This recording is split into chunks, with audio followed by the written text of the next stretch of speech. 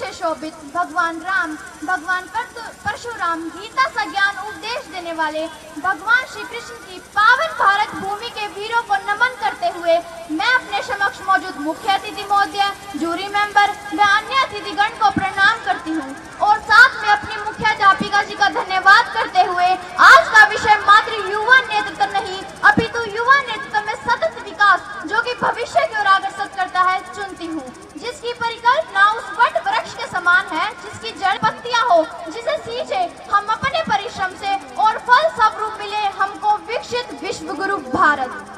चूंकि युवाओं की कोई स्पष्ट परिभाषा नहीं है अभी तो एक परिदृश्य अवश्य है, वो युवा जो संजीवनी पर्वत लाने में अदम्य साहस रखे, जो गोवर्धन धारी बनकर मर्यादा पुरुषोत्तम की रक्षा करे, लक्ष्मीबाई का युद्ध, नंगेली का समर्पण, पद्मिनी का आत्म सम्मान, सीता का संयम, झलकारी के दायित्व के साथ आदि गुरु श्री शंकराचार्य, रामनाचार्य, माधवाचार्य, निवारकाचार्य, पंचम मूल जगत श्री कृपालु जी महाराज का ब्रह्मन तत्व ज्ञान हो। सर्वे भवन्तु सुखिनः सर्वे सन्तु निरामया का परिचित उदाहरण करें, फिर चाहे वो श्रीलंका में आपातकाल हो, बाढ़ग्रस्त नेपाल या पंजाब हो, तुर्की का भूकंप विकराल हो या अफगानिस्तान में अकाल हो या कोरोना में हाहाकार हो।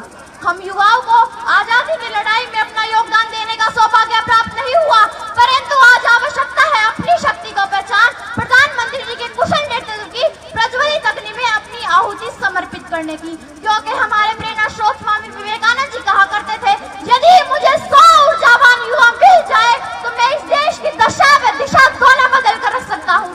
ऐसे में हम तो 60 करोड़ है, हमारे लिए क्या कठिन, बस आवश्यकता है जामवंत की भूमिका निभाने वाले ऐसे मंचों की जो हम युवाओं से कह सके कि कौन सा आज कठिन जगमाई जो नहीं होता तुम पाही। बस आवश्यकता है प्रत्येक युवा को यह जानने की कि वह क्या कर सकता है। पढ़ने वाले छात्र नासा के लिए नहीं अभी तो इसरो के लिए काम करे। हम क्रिकेट, हॉकी, फुटबॉल, कबड्डी खेले तो भारत के लिए खेले।